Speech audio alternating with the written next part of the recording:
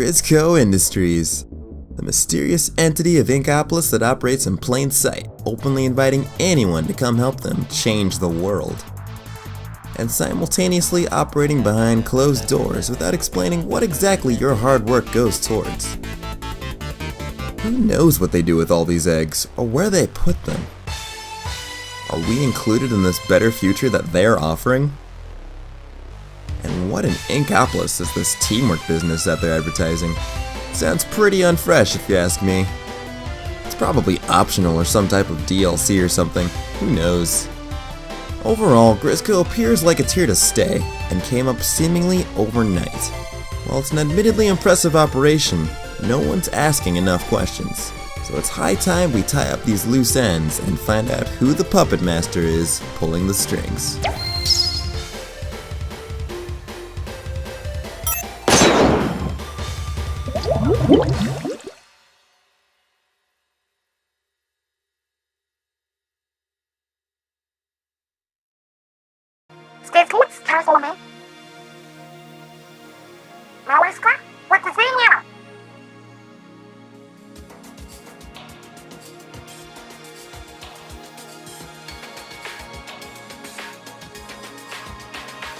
Copy that. This is Agent 4. I hear you loud and clear, Agent 2.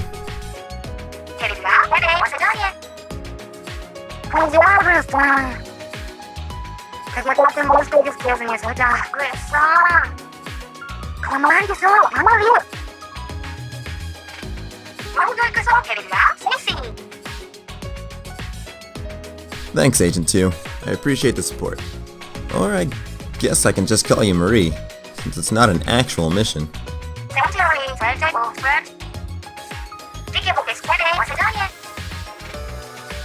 The way I see it is, someone in Inkopolis knows more than they're letting on. So I think we'll start by going from vendor to vendor and asking some questions. What do you say we do a little shoe shopping? So Bisk is the owner of Shella Fresh, but what do we really know about him?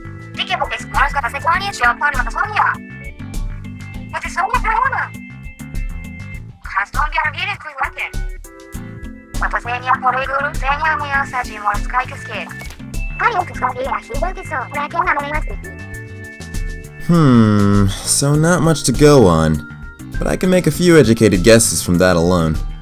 Seems like his music career hasn't fully taken off yet, and he might be supplementing his lifestyle with this job selling shoes in the meantime, making this almost like a second job of sorts. Grizz is a company that handles lots of money, with plenty to spare to pay all of its workers. I highly doubt the person behind that would ever have a need for a second job.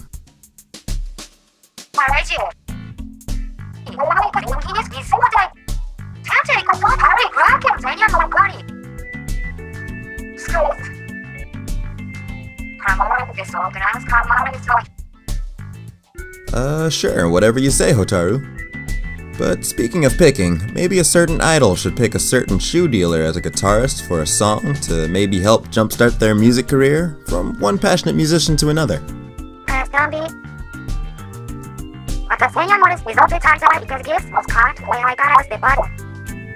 What's the matter, Marie? Does Bisk not have enough soul for you? Because if the shoe fits...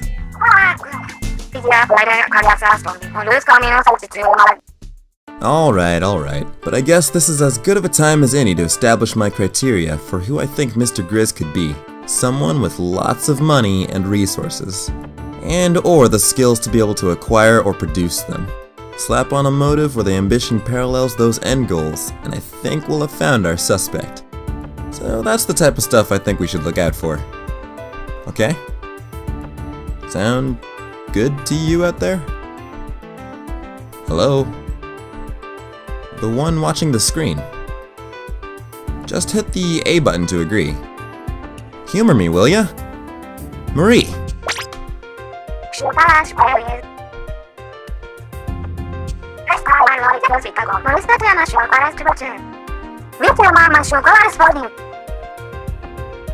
Only something amazing, I'm sure. But anyway, you're back just in time as we move on to the next suspect. Alright Marie, what can you tell me about that old guy who runs ye old cloth shop Gelfonso?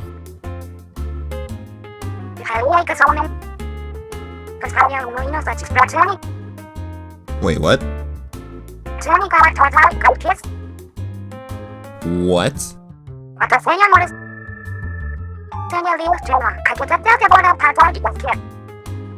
Is that how all jellyfish are born? Why does he sound so old? Even the captain seems fresher than he is.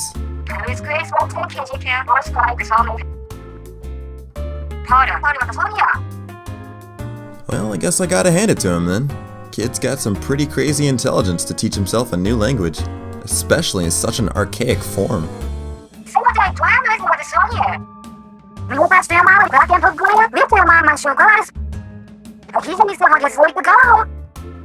Well, well, so he's smart in general, skilled at games, and even has a good business sense. I won't say it doesn't look suspicious, but you gotta remember the jellyfish work ethic. They never take days off, and that's not how Grizz operates. So I would find it hard to believe the whole thing is run by a jellyfish. Plus, the way Gelfonso speaks is quite a bit behind the times to how Mr. Grizz behaves. Overall, it would make for a pretty impressive cover-up, but seems unlikely. We'll put this one on hold for now, and see what we can uncover elsewhere.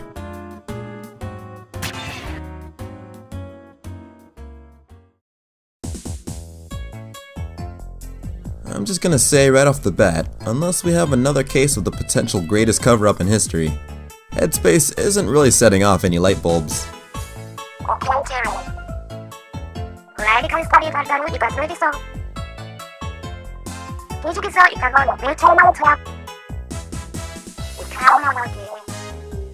That is quite the opposite from someone strict or uptight like Mr. Grizz. And even her partner in crime, Kramen, doesn't seem to possess the right traits either. He looks way too stressed out. Like, all the time. Poor guy. But to leave no stone unturned, anything you can tell me about these two, Marie?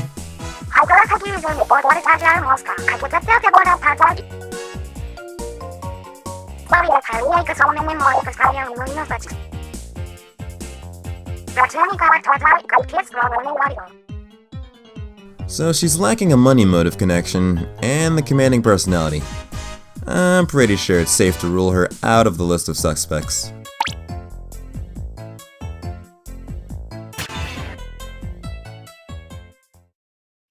Alright, last but not least from the Galleria is Ammo Knights, and everyone's favorite arms dealer, Mr. Yabuki.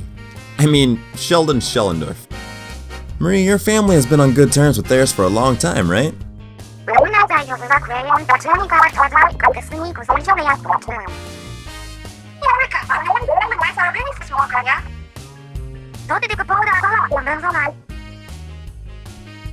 And I'm going to assume this is the same family of which Schellendorf Institute correlates with. But as to which exact family member, I couldn't exactly say. Whether it be Sheldon's grandfather, his father, or himself. And no offense to Sheldon, but that latter seems like the least likely of the three. But that's not really important, especially considering that connection doesn't hold as much water with Splatoon in any other languages. Whatever that means. Probably in Jellyfish or something. Do I think Sheldon could be Mr. Grizz? Not really. I don't think Sheldon's got the personality for that. However, I don't think it would be out of the question to say that he has the resources and the skill to develop Grizz weaponry. Those weapons are about the biggest connection I can make. But given how illegitimate those models are compared to the regular standard issues, Sheldon seems too by the book to be involved with them. Thinking about how much data he collected to get approval for weapons he wanted to be able to show off, the sketchiness of Grizz weapons goes against that. So I feel I've got enough to clear Sheldon's name, at the very least.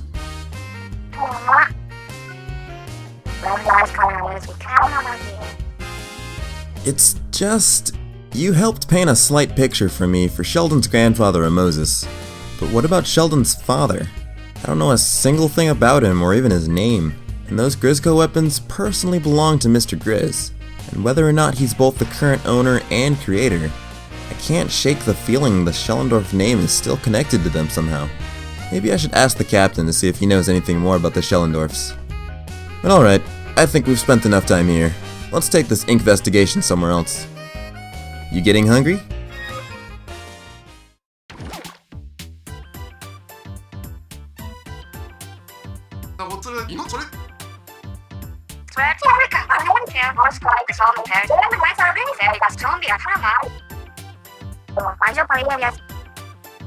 I'm not saying I don't agree with you, but I wouldn't be doing my job if I don't look into the matter, same for anyone else. But let's make this easy. Hey Sean, are you by any chance secretly Mr. Grizz? Okay then, just checking. And there you have it.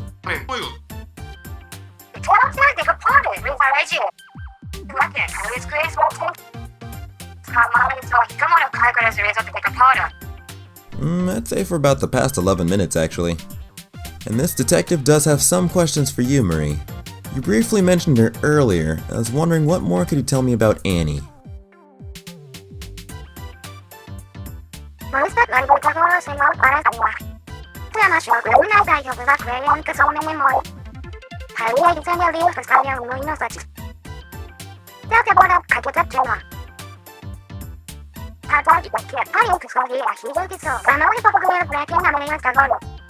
Her ability to acquire gear with exclusive traits indicates she's got some pretty stellar resources. But I'll go ahead and pay heed to your intuition as my partner.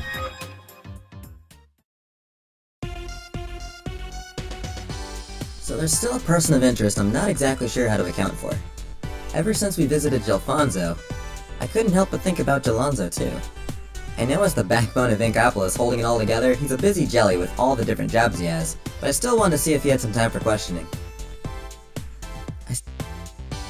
I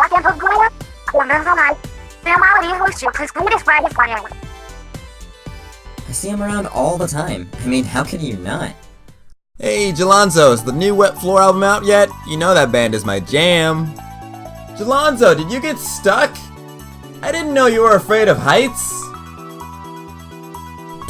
Okay, yeah, you are not Gelonzo. Gelonzo with the VIP courtside seats. Nice. Gelonzo, did you get stuck again? Gelonzo, glad you remembered your helmet. Way to put safety first. Good thinking. Gelonzo, you are so talented. I love you, man. Hey, Gelonzo, when is this boat supposed to be done? I don't think you can hear me. Hey, Gelonzo!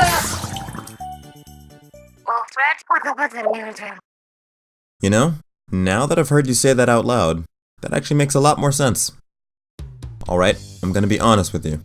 I'm not really sure who you are. I can neither confirm nor deny that you are Gelonzo. I can't read your name tag, but I'm pretty sure you're not Mr. Grizz. So, sorry for bothering you. I'm just gonna go anywhere else. Yeah, okay, see you, bye. Hey, Sean! Give me your coldest, bloodiest drink you've got! What? Sold out? What do you mean you're sold out of Mark Shaker Cocoa? Nobody ever buys those! Don't give me that bullshit! Okay, so I guess next up we have the infamous sea urchin Spike. Well, actually, I would say next, but it's probably a dead end. Spike seems to be enjoying a retirement of sorts. I know that actually gives him a lot of free time to be Mr. Grizz full time, but taking personalities into account as we have before, being as commanding as Mr. Grizz would require more effort than Spike seems like he'd want to commit. And on top of that, there is his manner of speaking, and I don't think Spike would be able to cover that up. Part of me wants to go talk to him directly, but I'm reminded of something Agent 3 told me about the first time they spoke with him. Spike asked them if they were a cop, and I'm assuming he probably wouldn't be willing to talk to them if they were. So being a detective probably won't give me any points for his full cooperation.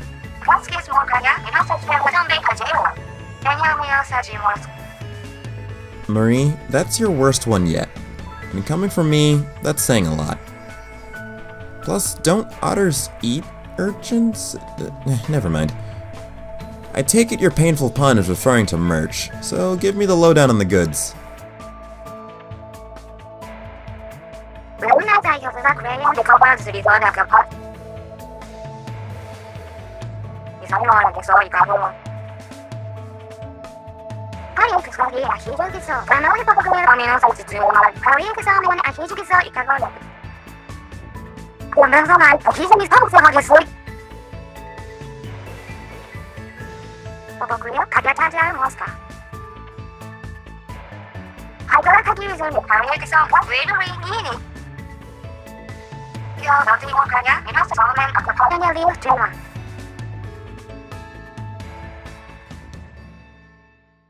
Wow, Marie. I can't believe you just let me go with the flow for so long when you knew the whole time. The both of you are gonna make me spell it out, eh? Alright, I'll play along.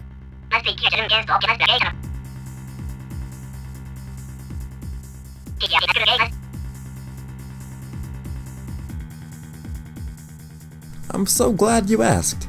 And I guess there's no need to keep beating around the kelp any further. Merch, you are hereby officially prosecuted as the mastermind behind Mr. Grizz. Right, Marie?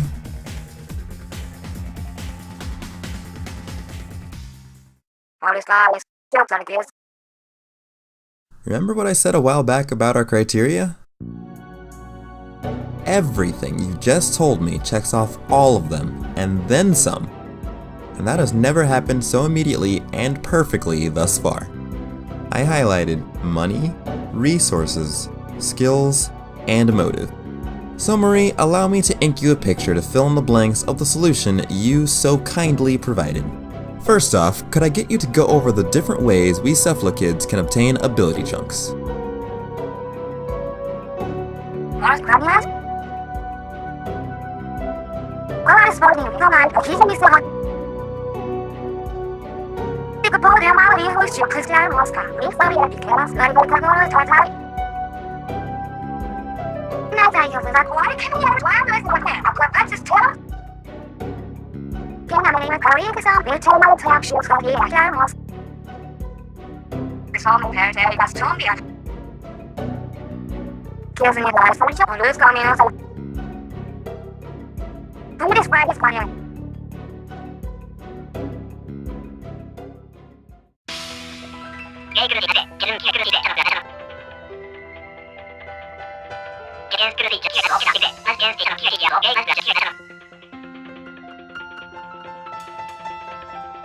Fortunately for you, being a bear has nothing to do with Mr. Grizz.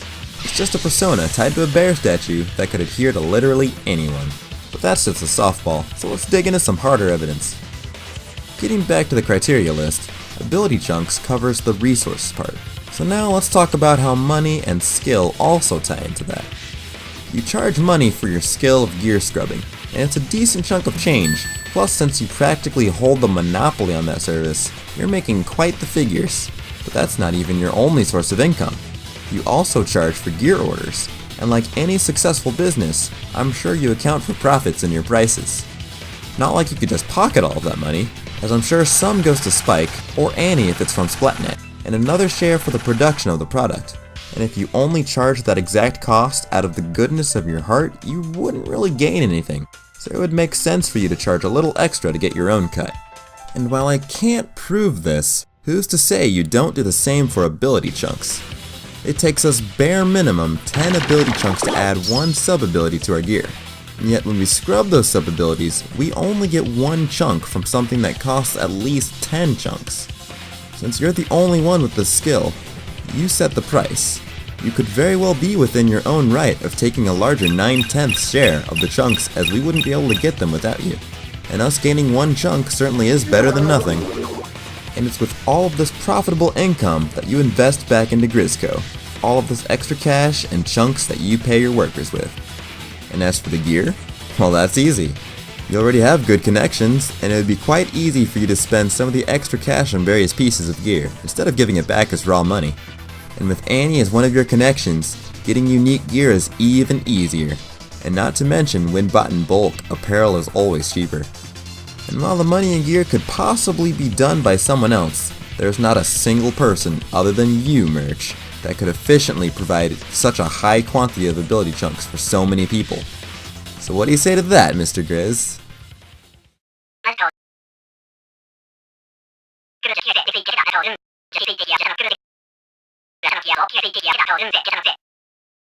Ah yes, the ever-popular and oh so important motive. Alright, Grizz, I've got your motive for you, and it's conveniently located not too far from you. Right here. Elementary, my dear Marie. As an idol yourself, you should be able to understand fandom, and you said it earlier that Merch idolizes Spike. Spike was able to come up with a very lucrative money scheme, and any fan of Spike would surely appreciate that hustle. But any ambitious admirer wouldn't want to settle with just being a carbon copy of something they extol. Being a cheap knockoff may earn a bit of flattery, but wouldn't gain you the truly satisfying respect from the person you imitate. In order to obtain that, you would have to surpass them, and that's exactly what Merch did, coming up with an even greater money-making endeavor than Spike.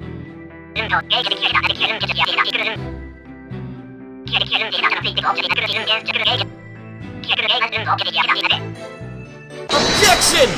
Technology has come quite a long way and is capable of so many things these days, and you carry your phone with you at all times.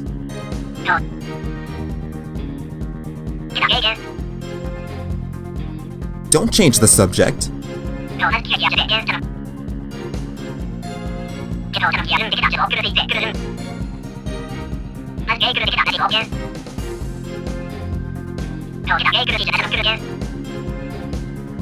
Business reasons, eh? Care to elaborate on that aside from Splatnet?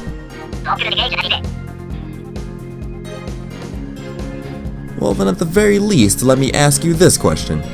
What exactly are you doing playing Squid Jump?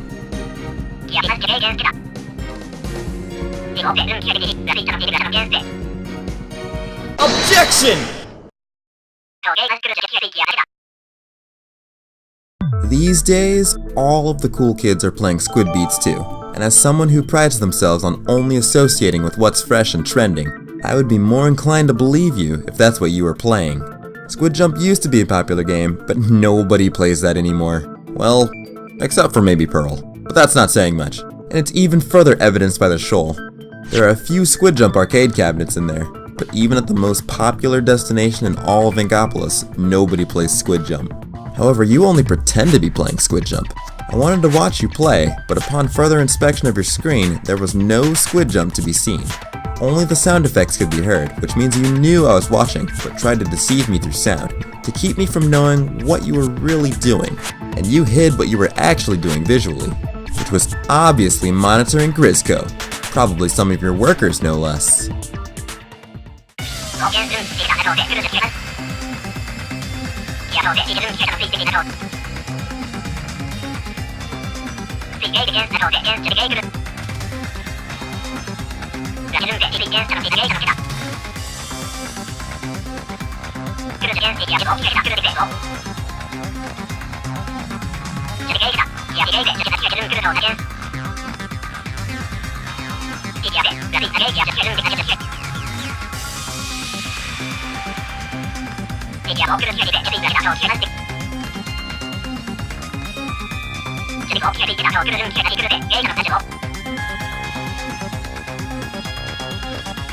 You want proof, huh?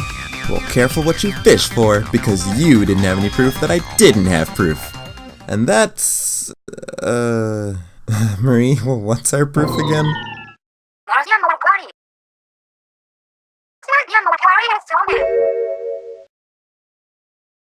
Oh yeah, heard, hearing, audio, duh. Thanks, Marie. Thanks to you as well, Merch, for your careless mistake of using Squid Jump sounds instead of Squid Beats. I've now been made well aware that you like tampering with sound manipulation, and audio happens to be an area I specialize in. And I'll prove it with these audio clips.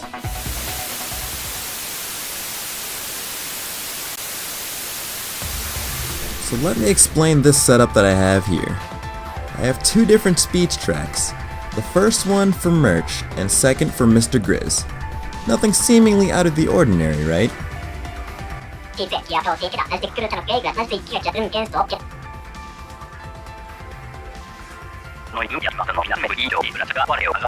We'll try to latch on to how these two sound normally, as things are about to get a little blurry. I'm going to duplicate each track, and then add on some effects for a clearer reference, which will leave us with a total of 4 tracks. one normal merch track, one affected merch track, one normal Mr. Grizz track, and one affected Mr. Grizz track. Mr. Grizz's vocal effects are a bit complicated, so I couldn't recreate the exact one-to-one of effects, completely transitioning between the two, but I was able to pinpoint a few key features that will hopefully carry enough weight.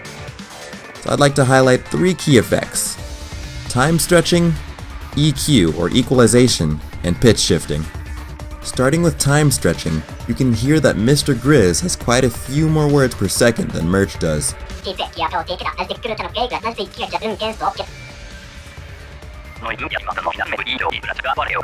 So let's go ahead and speed up Merch's lines of dialogue.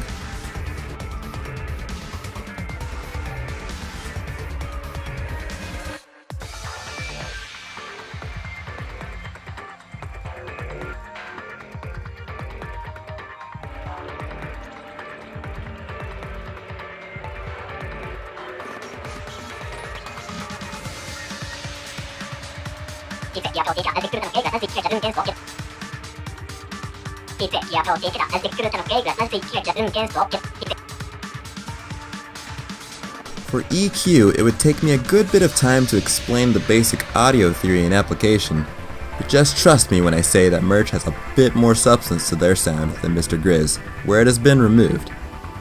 You can compare how I sound now to how I have been normally, as a quick example. I tried to remove what I thought were about the same frequencies from Merch's sound by taking out most of the low end.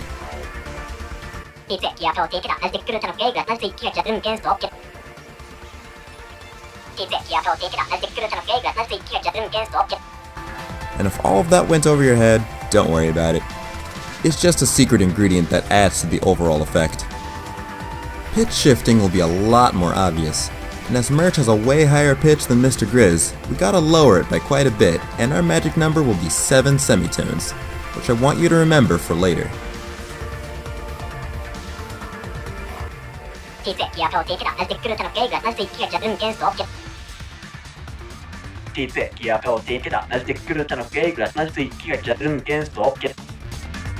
So now with all of our elements in place, starting from Merch, to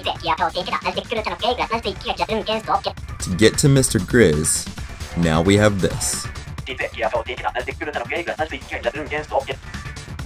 And Mr. Grizz's voice scrambling has a few more elements that I couldn't fully pinpoint, so I went and added a bit of stutter to try and replicate that slightly broken speech.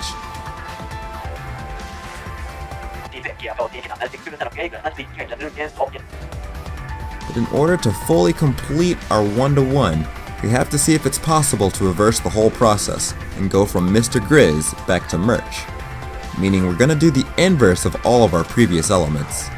Instead of speeding up, we're gonna slow down Mr. Grizz to match Merch's tempo by about 45%.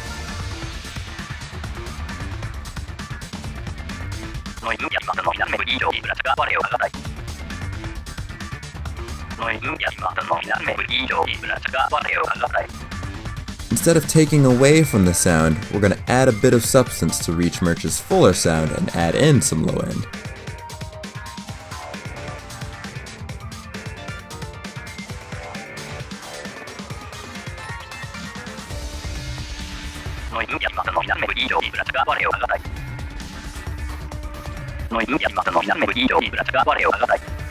And lastly, we're going to raise Mr. Grizz's pitch to match Merch's higher pitched voice. And remember what our magic number was? 7.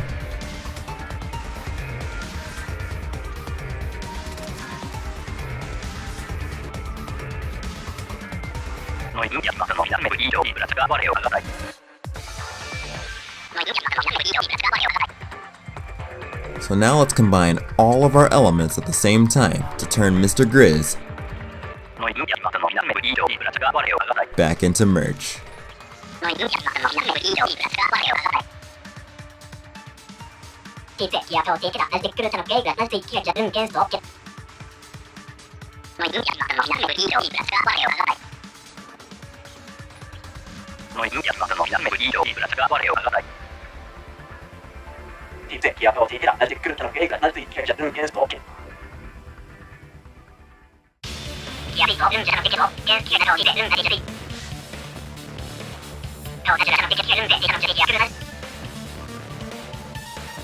I assure you, no one else's voice fits as well together because of how similar the tempo of your speech patterns are.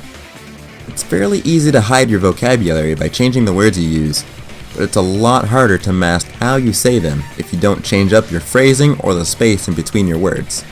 Kinda like a vocal fingerprint, and only changing the pitch and tempo slightly won't cover up your specific signature.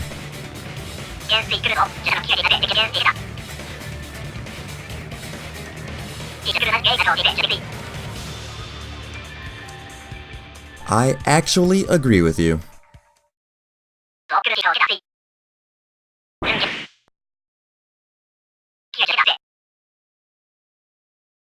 Yeah, I couldn't reconstruct the perfect one-to-one between your voices as well as I would have liked, so even I'll admit it could be better.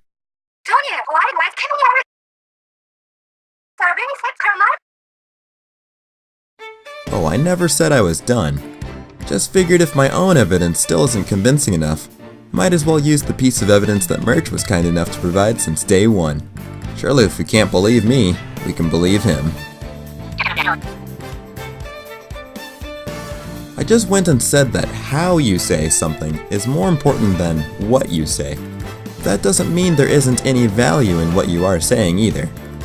I believe the phrase is, anything you say may be used against you in the court of law. Mr. Grizz just can't stop talking about salmonids and golden eggs. And I guess you couldn't help but having a bit of that persona slip into your normal vernacular. You always use a very specific term for friendship in your opening greetings. I'm sure you know the one.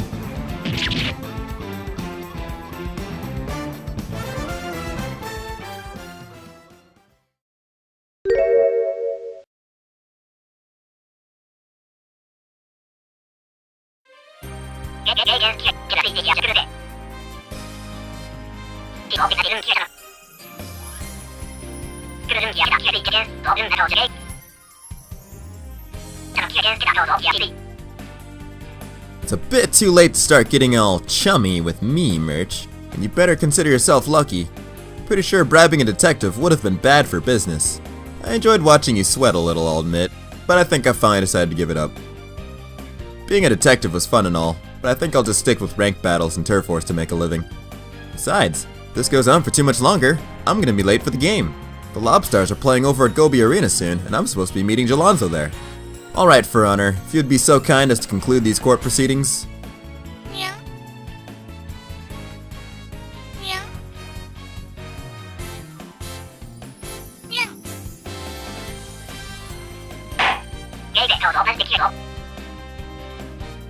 Yeah.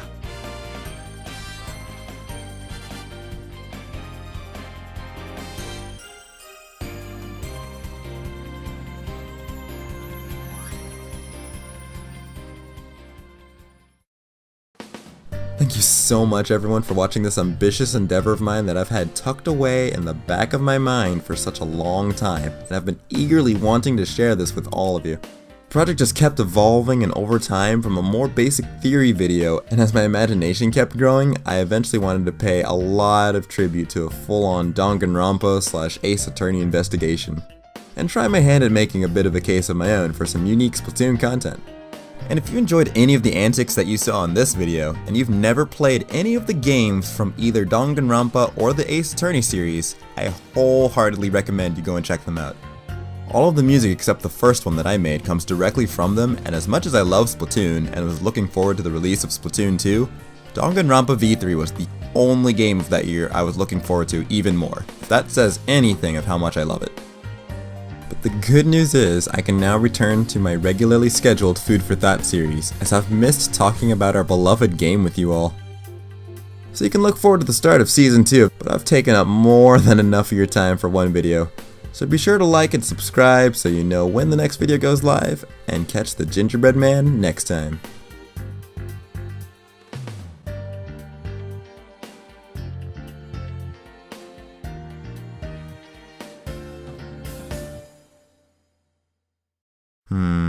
I wonder what kind of headgear I should wear. It's not really a Sherlock Holmes looking hat. Although this one kinda reminds me of a Naoto Shirogane from Persona. Or maybe this one. Oh wait, I know what to wear.